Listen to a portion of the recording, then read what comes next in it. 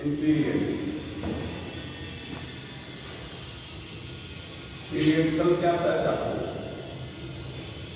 Z effect बढ़ता है ना, आगे बढ़ते हैं। तो कोवैलेंट रेडियस क्या होगी? घटेगी। तो ध्यान दो, जब आप पीरियड में आगे जाते हो तो आपको बताया गया था कि जेड इफेक्ट पीरियड में बढ़ेगा और कितना बढ़ेगा?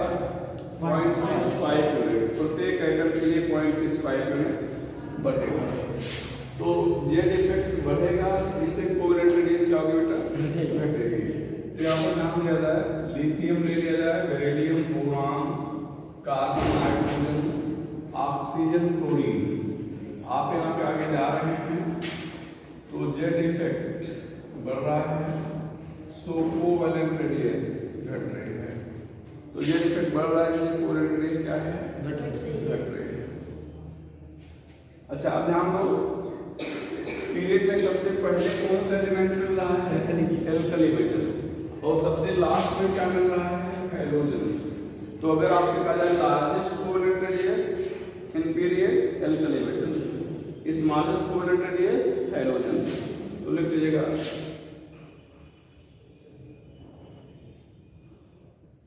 Largest covalent radius in period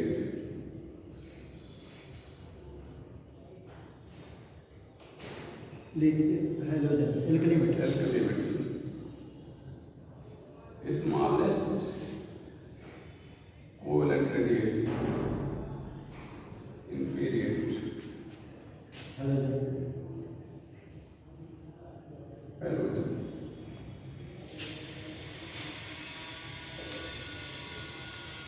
ऊपर वाले किताबें का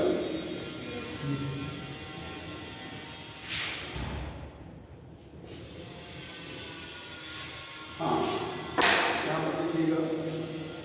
In case of D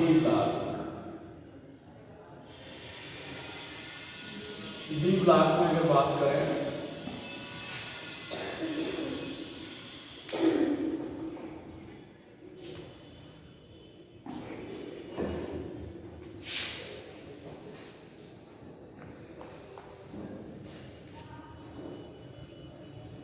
D block, तो यहाँ पर अगर ध्यान दिया जाए रेडियस ऐसे चेंज होगी।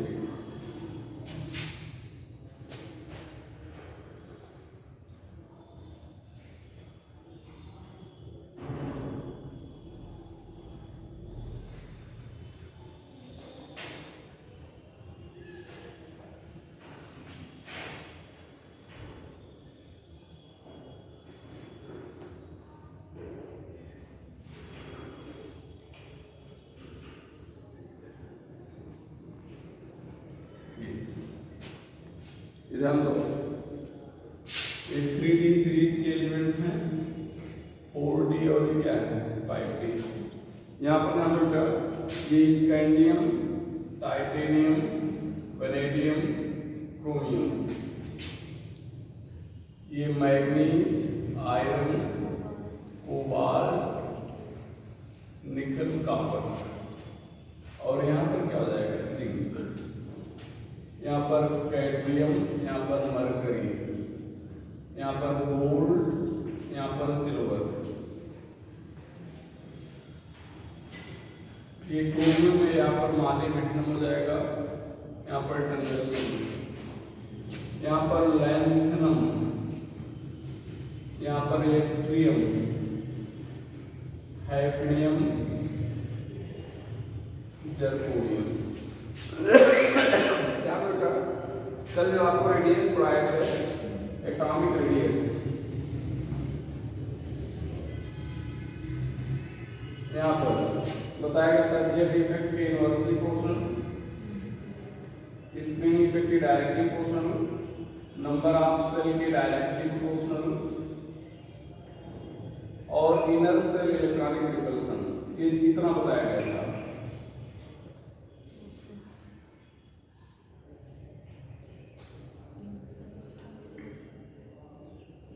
इनर सेल इलेक्ट्रॉनिक रिपल्सन, ये फैक्टर्स हैं जो आपको बताए गए थे। इन फैक्टर्स पर एटॉमिक रेडियस डिपेंड करेगा।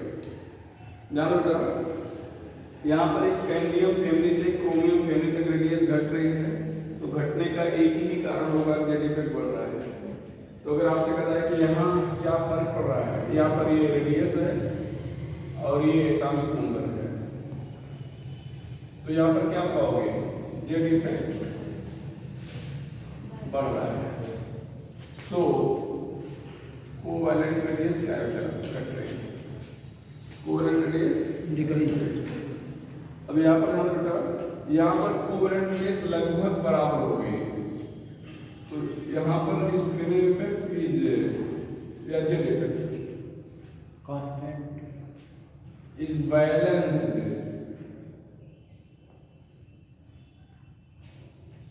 Bye screening effect. और यहाँ पर क्या बोलोगे, inner shell repulsion increase, electronic repulsion.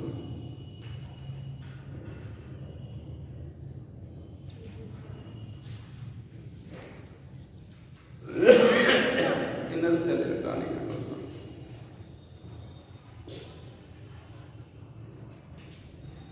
तो ध्यान दो बेटा, पीरियड में स्कैंडियम फैमिली से क्रोमियम फैमिली तक रेडियस घटेगी, कारण क्या बताएंगे, जेड इफेक्ट बढ़ रहा है, लिख लेंगे आई इन पीरियड। अच्छा पहले समझ लो फिर लिखा है, स्कैंडियम के पहले इधर देखो, यहाँ पर स्कैंडियम के पहले जो एलिमेंट है कैल्शियम है, क्या है कैल्शियम। कैल्शियम का एटॉमिक नंबर कितना होता है बेटा, 20, आर्गन 18, इसका इलेक्ट्रॉनिक कॉन्फिगरेशन कितना है, 4s2। तो ध्यान देना, ये न्यूक्लियस है, पहली सेल, दूसरी सेल, तीसरी सेल, चौथी सेल, यहाँ पर 2 इलेक्ट्रॉन है।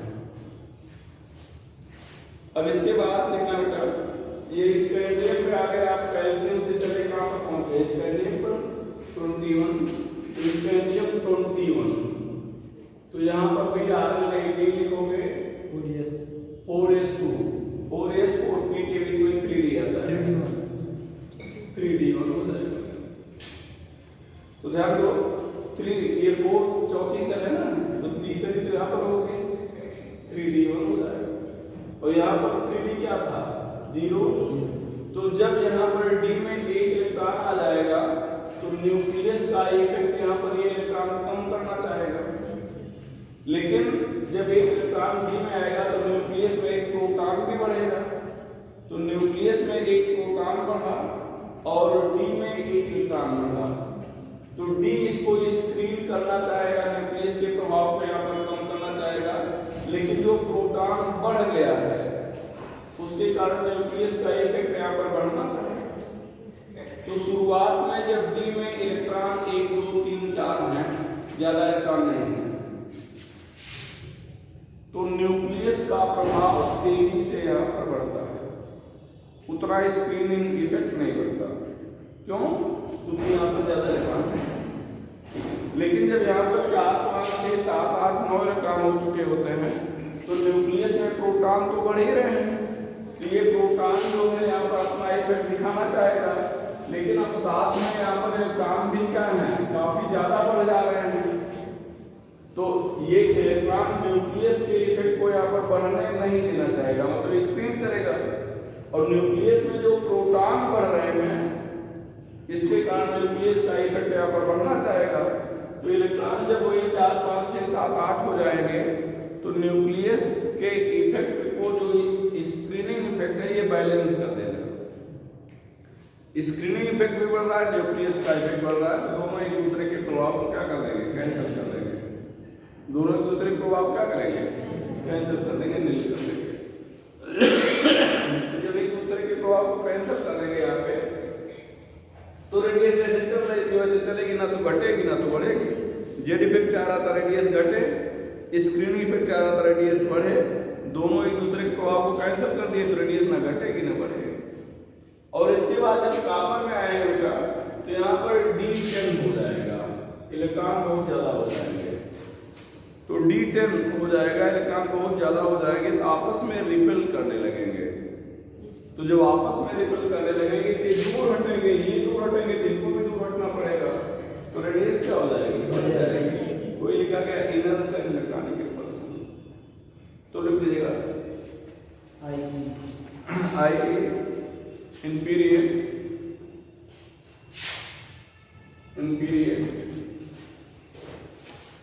atomic radius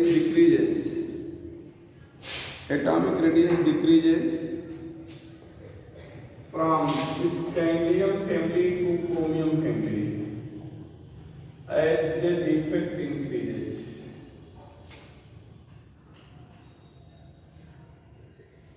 Covalent radius, the atomic radius remains nearly same. बोलो बेटा, from क्रोमियम से copper, chromium to copper family. क्या बोलोगे? Due to As the defect is balanced by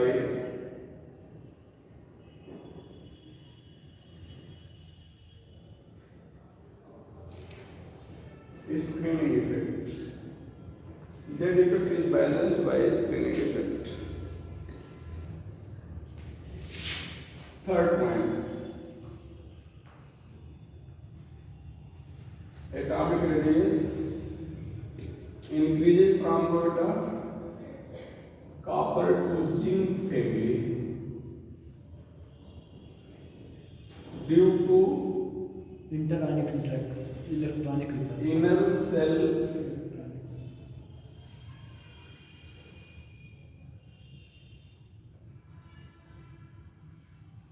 electronic repulsion. Due to inner cell electronic repulsion.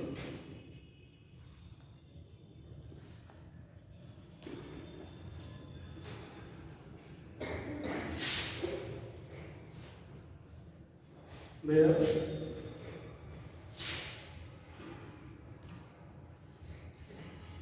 which pair had almost similar size.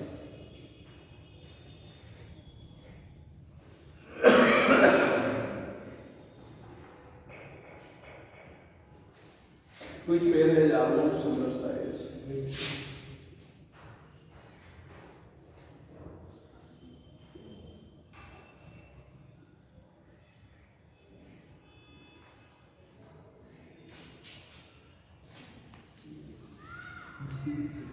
क्या हो जाएगा? Chromium to manganese.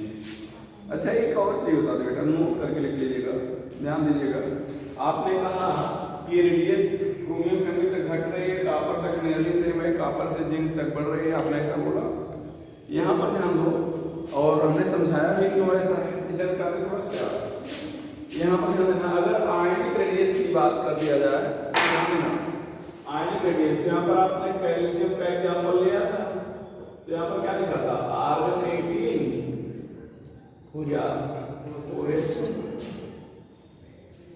और यहाँ पर स्पेंडियम 21 में क्या लिखा था? Argon 18 4s3d1।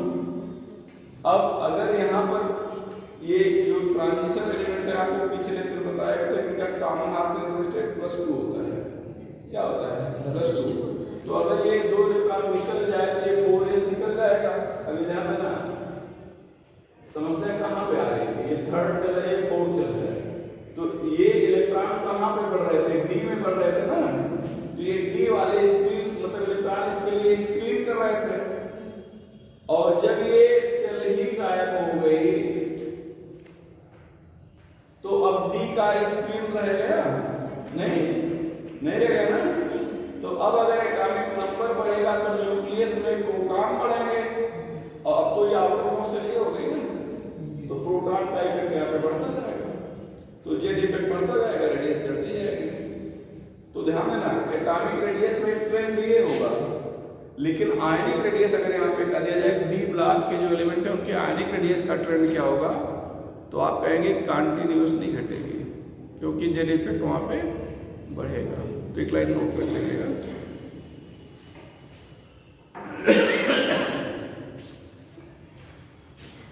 Ionic radius of transition element, ionic radius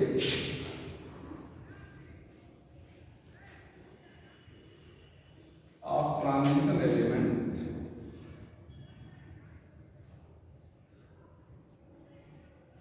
continuously decreases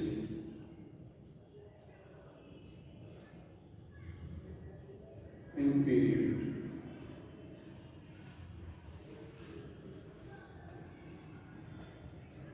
Ionic radius in transition element continuously decreases in period. अब यहाँ पर जैसे कह दिया है which है the smallest radius,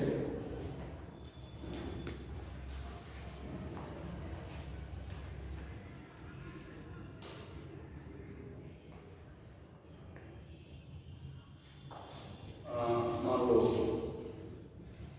निकल double plus, cobalt double plus, copper double plus, zinc double plus, तो क्या बताना चाहते हैं? जिंक यहाँ तो जिंक की स्मॉलेस्ट नहीं है, आयनिक नहीं ना, लेकिन अगर प्लस में आ गया तो क्या हो जाएगा? आयनिक हो गया। ये स्मॉलेस्ट हो गया। ठीक है, तो ये चीज ध्यान रखिएगा। हाँ, EF log, in case of EF log अभी भी मिटाएंगे नहीं हम। In case of EF log,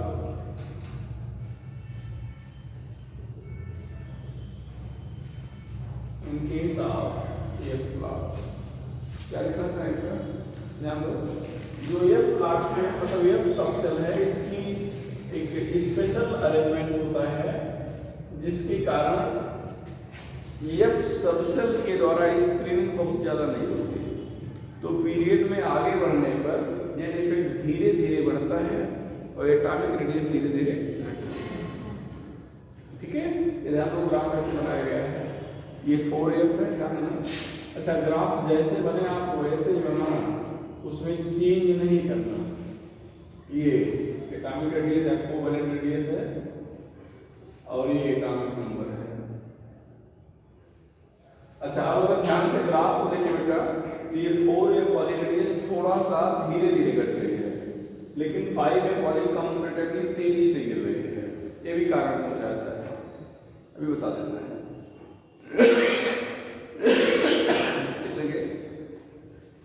due to diffuse structure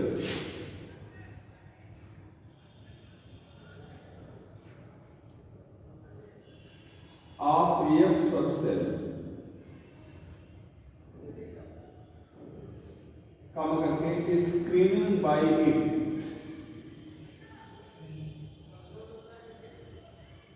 is very less.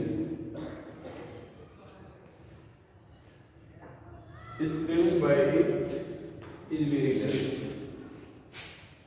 So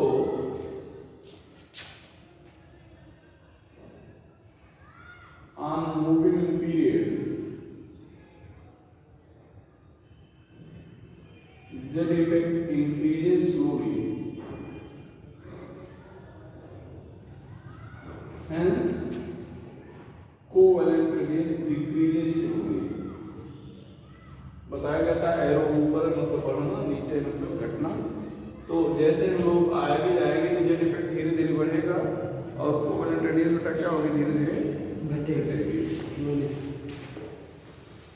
अच्छा, एक चीज हम आपको और बताना पसंद करेंगे, जो आपको पहले बता दिए कि 5F के द्वारा मतलब 5F की रेडियस मतलब जिनको आप एक्टिनाइड कहते हैं, एक्टिनाइड की रेडियस ज़्यादा तेजी से गिरती है, जबकि लैंथनाइड की रेडियस उतनी तेजी से नहीं गिरती।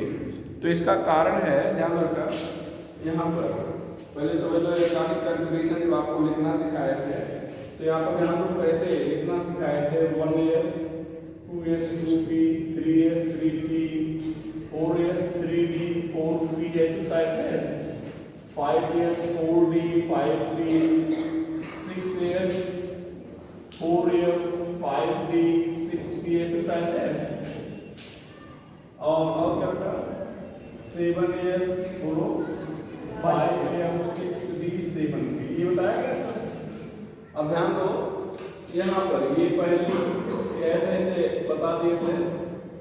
अब यहाँ पर ध्यान दो क्या लिखे थे आप, जी नाम रहा होगा।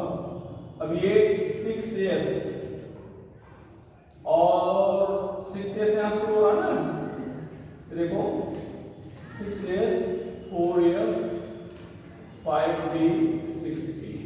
अब यहाँ पर ध्यान देना बेटा, ये एक्टिन लैंथेनाइड मतलब ये 4F वाला है, तो यहाँ पर अगर न्यूक्लियस ले जाए, पहली सेल, दूसरी सेल, तीसरी सेल, चौथी सेल, पांचवी सेल, ये छठी सेल, यहाँ पर 6S देखो, सबसे बड़ा 6 है ना, 6S 4F 5P 6P, तो इसका मतलब ये न्यूक्लियस 6S यहाँ पर होगा, तो न्यूक्लियस का जो इफेक्ट है वह यहाँ पे देखना है, देखना ना, और 4F कहाँ होगा, ये 6 है, ये 5 है, ये 4F यहाँ पे होगा। और इसी तरह से अब अगर हम लोग एक्टिनाइड ले लें, ये एक्टिनाइड होगा, तो यहाँ पर ये 7S होगा, इस न्यूक्लियस का इफेक्ट यहाँ पे देखना है, और यहाँ पर क्या होगा 4F है, तो यहाँ पर क्या होगा 5F। अब बताओ न्यूक्लियस को ज्यादा प्रोटेक्ट कौन करेगा, 4F या 5F? 4F नजदीक है तो 4F ज्यादा स्क्रीन करेगा, 5F उतना स्क्रीन नहीं कर पाएगा, इसका मतलब इस केस में न्यूक्लियस का इफेक्ट यहाँ पे ज्यादा होगा, ज्यादा पड़ेगा ना, तो ज्यादा पड़ेगा तो इलेक्ट्रॉन में खिंचाव ज्यादा होगा, रेडियस तेजी से गिरेगी, और इसके द्वारा स्क्रीनिंग क्या है ज्यादा है, तो न्यूक्लियस का इफेक्ट उतना यहाँ पे नहीं पड़ पाएगा, नहीं पड़ पाएगा, तो यहाँ पर जब न्यूक्लियस का इफेक्ट नहीं पड़ पा रहा है, उतना मतलब कम पड़ रहा है, तो रेडियस में मतलब ये इलेक्ट्रॉन में खिंचाव धीरे धीरे हो रहा है, तो रेडियस में क्या है धीरे धीरे गिर रही है।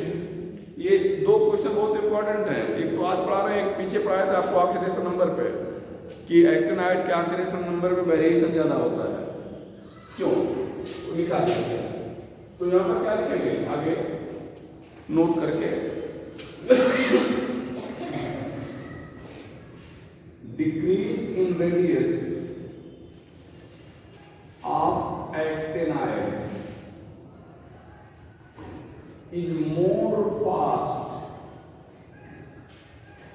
or steep, आपके बुक में स्टीप वर्ड यूज किया है, ठीक है, देन लैंथेनाइड। कारण क्या होगा बेटा, as screening by 5F in length actinide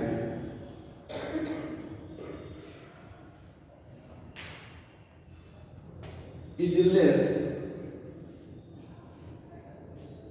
than what 4F screening by 4F of lanthanide।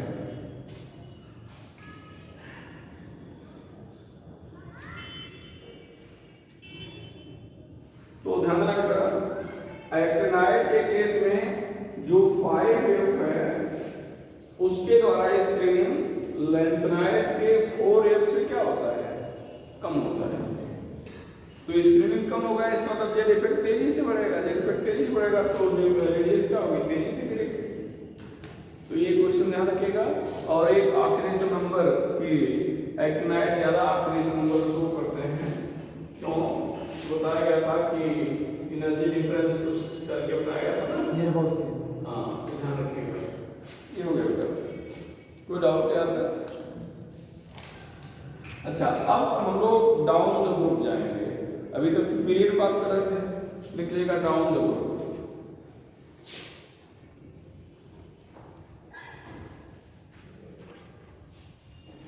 Down the group covalent radius increases as number of shell increases and screening effect increases. As number of shell increases and screening effect, यहाँ पर ध्यान दो lithium, sodium, potassium, rubidium, caesium, आप नीचे जा रहे हो तो नंबर ऑफ सेल बढ़ रही है एंड स्क्रीनिंग इफेक्ट बढ़ रहा है, सो कोवैलेंट रेडियस इंक्रीज कर रही है, FCl BRI। इसको मिटा देंगे आप। ध्यान देना, लिथियम सोडियम के पास कितना इलेक्ट्रॉन है? लिथियम के पास 3, सोडियम के 11। यहाँ पर 2 और 1, 2 और 1, तो यहाँ पर 2 1 के लिथियम हो गया। ये ध्यान दो कि ये पहली सेल दूसरी सेल। यहाँ पर ये सोडियम में न्यूक्लियस, पहली सेल, दूसरी सेल, तीसरी सेल। बस अगर हम 2 ही एग्जाम्पल लें तो आप देख सकते हो कि जैसे आप एक स्टेप नीचे आओगे, प्रत्येक स्टेप पर एक नई सेल जुड़ जाएगी। यहाँ पर कितनी सेल है? 2। कितनी सेल है? 3। स्क्रीन करने वाला 1 है, स्क्रीन करने वाला क्या है? 2। अगर इस इफेक्ट इलेक्ट्रॉन पर न्यूक्लियस का इफेक्ट देखना है तो इसके बीच में, इसके और इसके बीच में एक स्क्रीन है, इसके और इसके बीच में 2 स्क्रीन है। तो जितना ज्यादा स्क्रीन बढ़ेगा बेटा, न्यूक्लियस का इफेक्ट उतना यहाँ पे क्या होगा? कम होगा। ठीक है, इधर टोटल है क्या? चलो अब डी ब्लॉक में थोड़ा सा देखा जाए। अगर आप ग्राफ को ध्यान से देख रहे हो भैया, ग्राफ को ध्यान से देख रहे हैं तो ध्यान दो, ये 3D है, देख लो, ये 4D, ये 3D, ये क्या है? 4D, और ये ऊपर वाला क्या है? 5D। तो 3D और 4D के बीच में तो आप गैप दिखा रहे हो, लेकिन 4D और 5D को अगर ध्यान से देखो तो बहुत क्लोज बनाया गया है। बहुत क्लोज बनाने का मतलब उनकी रेडियस नियरली सेम है। In D block covalent radius 3D less than होगा 4D से, लेकिन 4D नियरली इक्वल होगा 5D के। 3D 4D से कम है, लेकिन 4D नियरली इक्वल है 5D। कारण पूछा जाए ऐसा क्यों?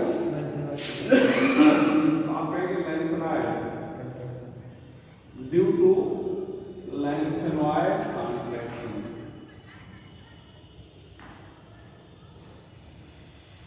ड्यू टू lengthenoid contraction ध्यान देना बेटा, इधर ध्यान देना सब लोग। 4D और 5D यहाँ पर ध्यान से देखो, ये 57 है, यहाँ पर 57 और ये शुरू हुआ है 72। तो 57 के बाद तुरंत क्या आ गया? 72, मतलब 58 से। अच्छा ये चीज दिमाग से सिलेक्ट कर गया। लेंथनॉइड के साइज में कमी को लेंथनॉइड कॉन्ट्रैक्शन बोलते हैं, और एक्टिनॉइड के साइज में कमी को एक्टिनॉइड कॉन्ट्रैक्शन। ये बनाओ, ये क्या? Lanthanoid actinoid contraction. एक मैं ये हाँ लिखना होगा, बताते हैं division size of lengthened is known as lengthenoid contraction। कोई यहाँ पर lengthenoid contraction है, while decreasing size of actinoid is known as actinoid contraction। actinoid contraction। कोई लिखना जहाँ पे रेडियस या ब्लॉक की ट्रायल है, दिमाग से स्लिप कर गया।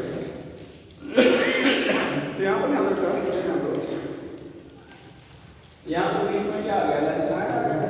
ये 57 के बाद 72 आ गया है।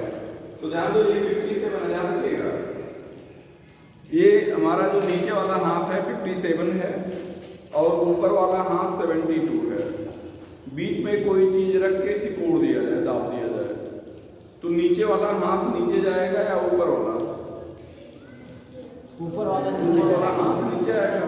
और इसके पैरेलल अगर ऐसे कोई चीज खड़ी हो तो नीचे वाला हाथ तो जहाँ पे था वहीं है, ऊपर वाला हाथ क्या हुआ? नीचे आ गया। रहना यहाँ पे चाहिए था, रहना यहाँ से चाहिए था, लेकिन बीच में जो चीज थी कॉन्ट्रैक्ट कर गई, सिकुड़ गई, तो इसका ऊपर वाला हाथ नीचे आ जाएगा। अब ये तो इस लेवल पे जो चीज था उसके बराबर होना चाहिए था, लेकिन अब घट के इसके बराबर आ गया, हो गया ना। तो एक चीज यहाँ पे है, ध्यान दो कि यहाँ पर जो है इसकी साइज को बड़ी होनी चाहिए थी। तो अब जब ये जैसे ये देखो ये नीचे आ रहा, ऊपर वाला हाथ नीचे आया, तो नीचे आके कम हो गया ना, तो कम हो गया तो किसके बराबर हो गया? ऊपर वाले जर्कोनियम के बराबर हो गया। एक टेंटिनम किसके बराबर हो गया? नाइट्रोजन के बराबर हो गया। टंगस्टन किसके बराबर हो गया? मॉलिक्यूल के बराबर हो गया। तो ये कहा जा रहा है कि जो 5d के एलिमेंट है वो 4d के एलिमेंट के रेडियस के क्या करते हैं? बराबर है। क्यों? लेंथनाइट का कॉन्ट्रैक्शन होने के कारण। हाँ, एक चीज अगर आप ध्यान दिए हो, ग्राफ बनाते समय भी हमने बनाया, देखो यहाँ पर ये लेंथनम ऊपर दिखाया गया है, देख लो। इसको ऐसा नहीं कि जैसे हम ये लाइन पैरेलल चला रहे थे तो इसको भी यहाँ पर ऐसे यहाँ पर ऐसे बना सकते थे, ऐसे देखो ऐसे बना सकते थे ऐसे। तो आपको क्या लगता होगा कि सर कहाँ मिल गया, तो ये ऊपर हो गया? नहीं, जानबूझ बनाया गया। तो लेंथनम की साइज जो है एक्ट्रियम से बड़ी है। लेंथनम की साइज एक्ट्रियम से क्या है? बड़ी है। क्यों? यहाँ पर बट अब ध्यान दो, 3d का पहला एलिमेंट स्कैंडियम है, 4d का पहला एलिमेंट एक्ट्रियम है और 5d का पहला एलिमेंट लेंथनम है। तो ये 3d का पहला एलिमेंट है, 4d का पहला एलिमेंट है और ये 5d का पहला एलिमेंट है। तो अगर आप कह रहे हो कि लगभग बराबर होना चाहिए, तो यहाँ पर तो बराबर नहीं दिखा रहे हो, तो आप क्या कारण कहोगे? आप अभी बताया गया ना कि ये हमारा लेंथनम ये नीचे वाला हाथ है और ये हैफनियम ऊपर वाला है, बीच वाली चीज सिकोड़ी गई, तो ऊपर वाला हाथ नीचे आएगा, नीचे वाला जहां पे था वहीं रहेगा। तो इसके सेहत पे कोई फर्क पड़ा? नहीं। तो ये लेंथनाइट कॉन्ट्रैक्शन यहाँ पे देखो लिखा नहीं गया है, इसके लेंथनम के बाद हुआ है, तो इसकी साइड पर सेहत पर कोई फर्क पड़ेगा नहीं। इसको मतलब जैसा था वैसा रहेगा, तो इसको बड़ा होना चाहिए। इसको मतलब एक्ट्रियम से क्या हो जाएगा? बड़ा हो जाएगा। एक्ट्रियम से क्या हो जाएगा? बड़ा हो जाएगा। यहाँ पर क्या लिखा बेटा? किसको बता रहे हैं?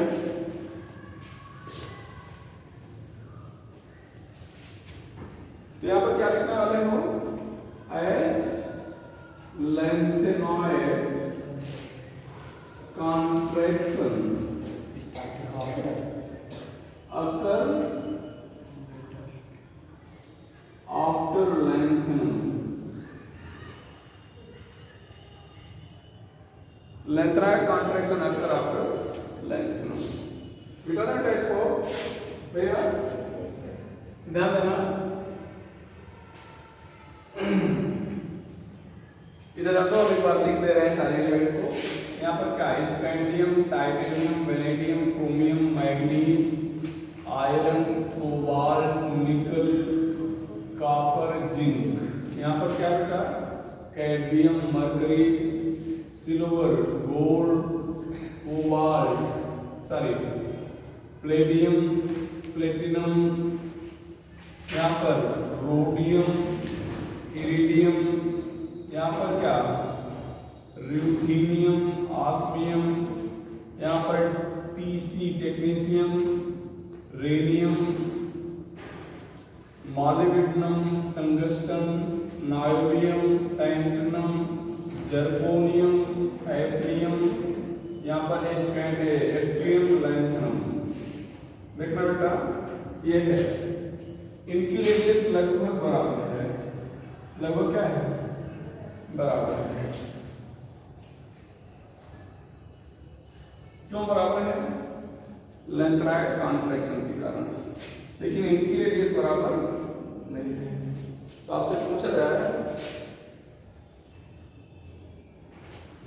which pair has not almost similar size?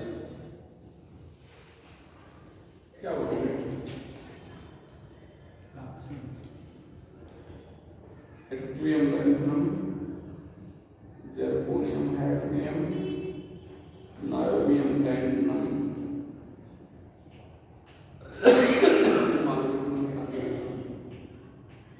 तो क्या हो जाएगा बेटा?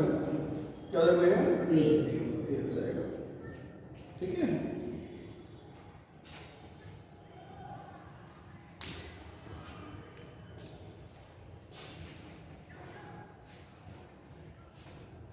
बताते हैं इसको क्या। चलो, wander wall radius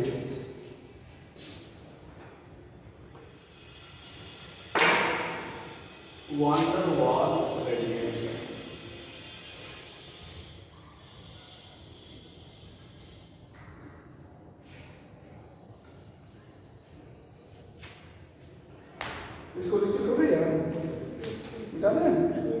wander wall radius देखो बेटा, बता रहे हैं इसको। देखो भैया, यहाँ पर हम लोग दो मॉलिक्यूल ले रहे हैं, जैसे CO2 मॉलिक्यूल ले लें, ये CO2 मॉलिक्यूल है। देखना यहाँ पर CO2 तो ऐसे लीनियर है, इसमें एक कार्बन है और दो ऑक्सीजन है। ये कार्बन है और ये ऑक्सीजन है। यहाँ पर ये कार्बन है, ये दो ऑक्सीजन है।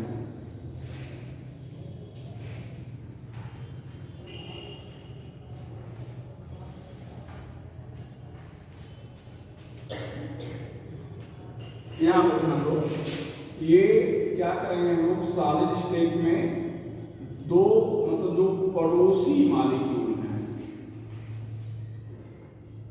सॉलिड स्टेट में दो पड़ोसी जो मॉलिक्यूल हैं उनके एडजेसेंट सिमिलर एटम, ध्यान दो, कार्बन कार्बन, ये एडजेसेंट सिमिलर एटम हो गए, मतलब CO2 एक मॉलिक्यूल हो गया, दूसरा CO2 दूसरा मॉलिक्यूल हो गया, ये पड़ोसी मॉलिक्यूल हो गए।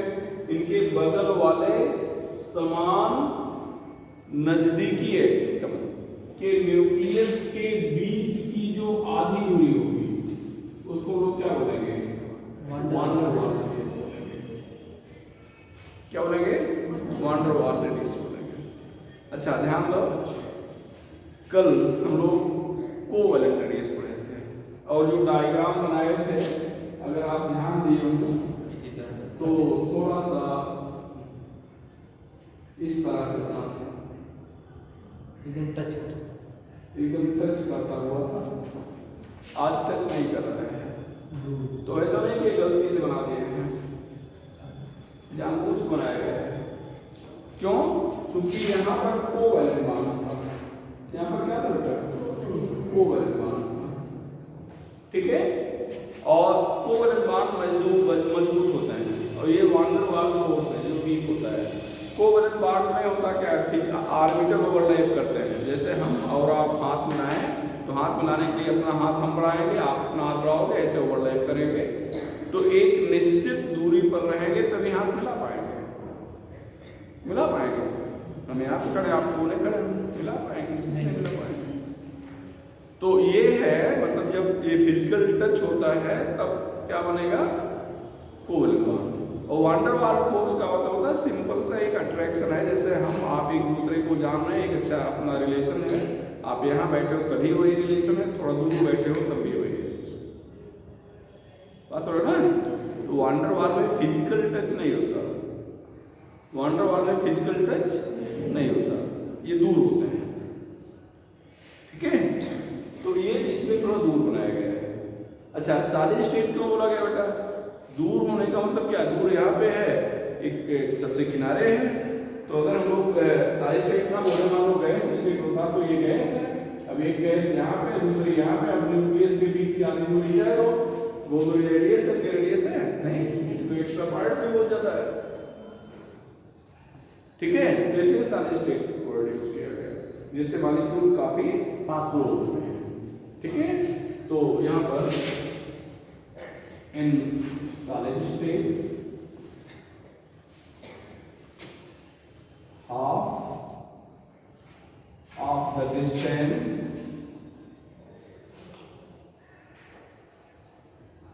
between center of nucleus of two adjacent similar atoms of neighboring molecule.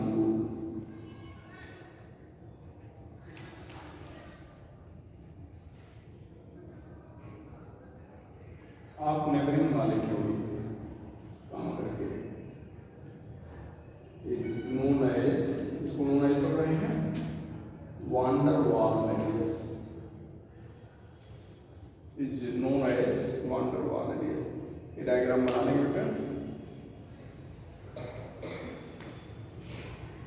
is known as van der Waals radius.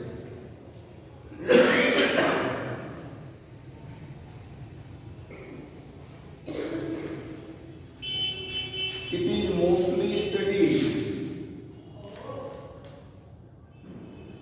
in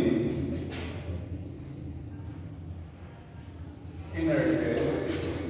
Mostly studied in inert gas. इसका अध्ययन हम लोग मोस्टली इनर्ट गैस में ही करते हैं. यहाँ पर हमका अच्छा, as van der Waals force is weaker than covalent bond. अब ध्यान दो, अगर बॉन्ड स्ट्रांग होगा तो एटम क्या होंगे, नजदीक आएंगे, न्यूक्लियस उनके नजदीक आएंगे. बॉन्ड वीक होगा तो एटम दूर होंगे, न्यूक्लियस क्या होंगे, दूर होंगे. तो यहाँ पे कोवलेंट बॉन्ड स्ट्रांग बॉन्ड है तो एटम क्लोज होंगे, मिटा दिया गया. तो न्यूक्लियस उनके क्या होंगे, क्लोज होंगे, मतलब रेडियस क्या होगी, छोटी होगी. So van der Waals radius is more than covalent radius.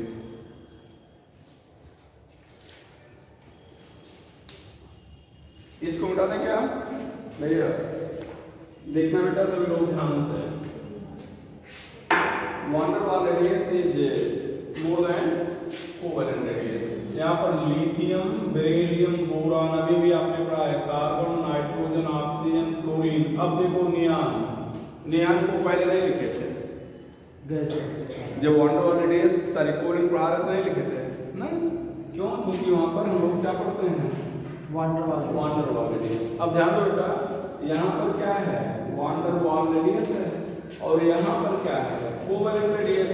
आप कह रहे हो कि covalent radius van der Waals radius से छोटी है, तो इसका मतलब नियान की रेडियस बाकी सबसे क्या होगी, बड़ी होगी.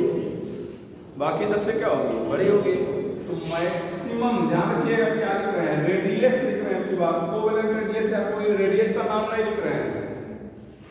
मैक्सिमम रेडियस इन पीरियड क्या बेटा, इनर्ट गैस. यहाँ पर एक एक्सेप्शन होगा, एक्सेप्ट फोर्थ पीरियड. क्रिप्टन की रेडियस पोटेशियम से छोटी होगी या पोटेशियम की रेडियस क्रिप्टन से क्या होगी, बड़ी होगी. यहाँ पर ये चौथा पीरियड है, देखो यहाँ पर पोटेशियम है और यहाँ पर लास्ट में क्या है, क्रिप्टन. तो पोटेशियम की रेडियस क्रिप्टन से छोटी होना चाहिए था, लेकिन पोटेशियम की रेडियस क्रिप्टन से क्या है, बड़ी है. अब फिर से सुन लो, यहाँ पर मैक्सिमम रेडियस इन पीरियड बोला गया है. तो फिर inert gas maximum covalent radius पूछा जाए तो फिर ध्यान रखिएगा क्या पूछ रहा है. मिनिमम रेडियस तो हाइड्रोजन ही हो जाएगा दोनों बार. मिनिमम रेडियस क्या होगा बेटा, हाइड्रोजन. कंफ्यूज मत होइएगा, नहीं तो आप सोचेंगे थोड़ी देर पहले तो मैक्सिमम रेडियस एल्कली मेटल लिखा गया था, मिटा दिया था. चलो यहाँ पर लिखा ही देते हैं maximum covalent radius in period alkali metal. फिर से लिखा देते हैं एक क्वेश्चन लिखिएगा. अरे वो क्वेश्चन है,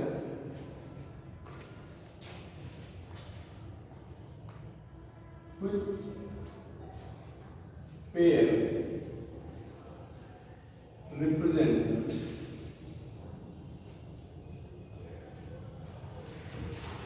करेक्ट ऑर्डर,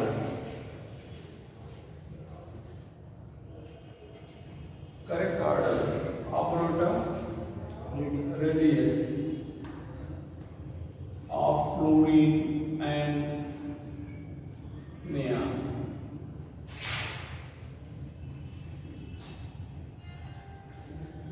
क्या हो जाएगा बेटा 0.72 1.36 1.36 0.72 0.72 0.72 1.36 और 1.36 सब एनवीस काम में है।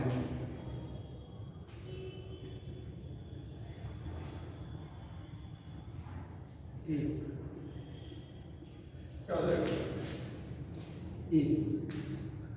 रेडियस तो याद नहीं है, याद है फिर भी आंसर देना है। क्यों देना है? क्योंकि कॉन्सेप्ट मालूम है कि इनर्ट गैस की रेडियस नियॉन इनर्ट गैस है और फ्लोरीन क्या इनर्ट नहीं है। इनर्ट गैस की रेडियस बाकी से क्या होगी, ज्यादा होगी। तो कौन सा ऑप्शन है जो ज्यादा है बाद में? ये पहले क्यों बाद में ज्यादा, बाकी पहले ज्यादा बाद में क्यों? ऐसा होगा नहीं, दोनों बराबर होंगे। तो क्या हो जाएगा? पहला हो जाएगा। अच्छा ध्यान देना, हालांकि मैं पढ़ाए नहीं है। अगर यही गलती से यहाँ पर F माइनस लग गया तो क्वेश्चन वही है, आंसर अभी ये चल जाएगा। आंसर बदल जाएगा, ये चल जाएगा। अगर यहाँ पर F माइनस गलती से लग गया है, मतलब किसी नेगेटिव आयन की रेडियस, ध्यान रखिएगा, किसी नेगेटिव आयन, जैसे यहाँ पर क्या है, ये एक पीरियड है तो इसमें किसी भी एलिमेंट को नेगेटिव कर दो, उसकी रेडियस इनर्ट गैस से भी ज्यादा हो जाएगी। उसकी रेडियस इनर्ट गैस से भी क्या हो जाएगी, ज्यादा। इसको हम आगे दिखाएंगे भी, क्योंकि अभी आयन के बारे में पढ़ाया नहीं है, इसलिए आयन के बारे में आपको लिखा नहीं रहे। लेकिन जानते रहिएगा कि अगर किसी पर भी नेगेटिव चार्ज लग गया तो उसकी रेडियस फिर इनर्ट गैस से भी क्या बताएंगे, ज्यादा बताएंगे। जैसे यहाँ पर F और नियॉन है तो नियॉन इनर्ट होने के कारण इसको ज्यादा बताया जा रहा है। लेकिन अगर मान लो गलती से कह दिया था कि F माइनस और नियॉन है और ऑप्शन नहीं दिया गया होता, तब फिर हम लोग बी ऑप्शन सही कर देते। बात समझ रहे हैं? चलो अब आप निकालिए मेटालिक रेडियस, निकालिए इसको मेटालिक रेडियस।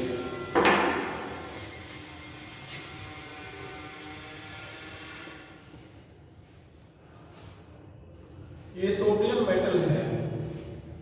सोडियम क्या बेटा? मेटल है। अब यहाँ पर ये मेटल बना कैसे है जानना। सोडियम के पास अगर बात किया जाए तो 11 इलेक्ट्रॉन है, जिसमें 2 8 1। यहाँ पर एक इलेक्ट्रॉन अगर निकल जाएगा तो ये Na+ और ये इलेक्ट्रॉन माइनस बचेगा। तो ये जो Na+ है इसको लोग कर्नल कहेंगे। क्या कहेंगे? कर्नल। और इसको कहेंगे वैलेंस इलेक्ट्रॉन। कर्नल क्या होता है? बाहरी इलेक्ट्रॉन है। कर्नल क्या होता है?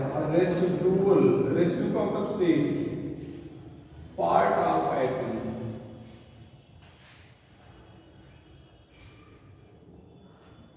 After removal of valence electron, residual part of atom after removal of valence electron, residual part of atom.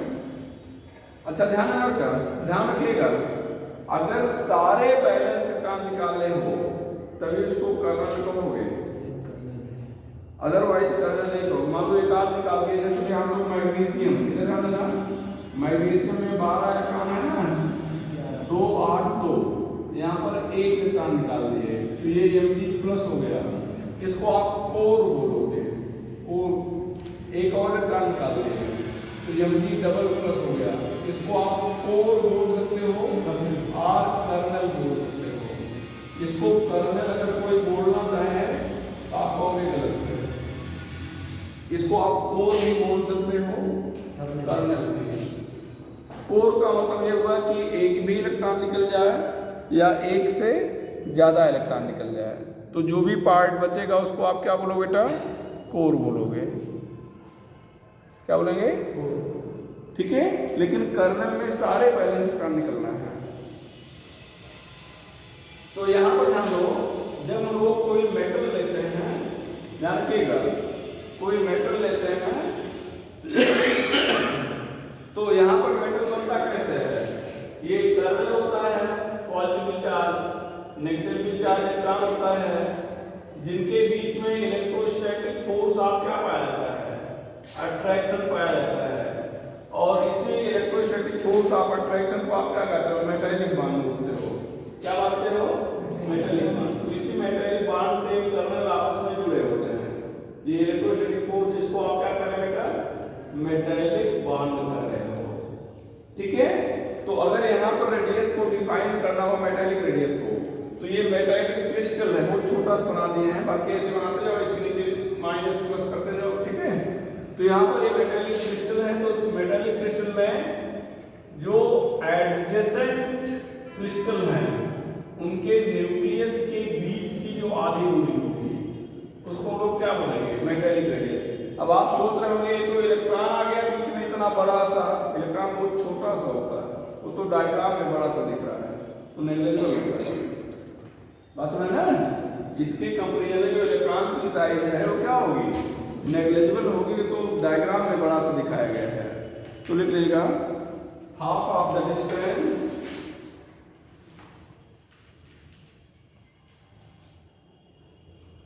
between, half of the distance between two magnetic kernel, center of nucleus of two adjacent kernel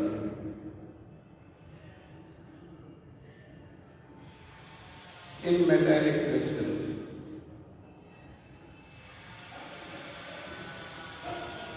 in metallic crystal, तो metallic crystal में दो, इसको क्या बेटा, metallic crystal में दो adjacent colonel के nucleus के बीच की जो आधी दूरी है उसको लोग क्या बोलते हैं, क्या बोलते हैं बेटा, मेटालिक रेडियस। यहाँ पर एच, यहाँ पर van der Waals force, metallic bond, strength of van der Waals force, metallic bond, और ये क्या हो जाएगा, covalent bond. So order of radius क्या बोलोगे, van der Waals radius, metallic radius, और क्या बेटा, कोवैलेंट रेडियस। टाइम क्या हो गया, टाइम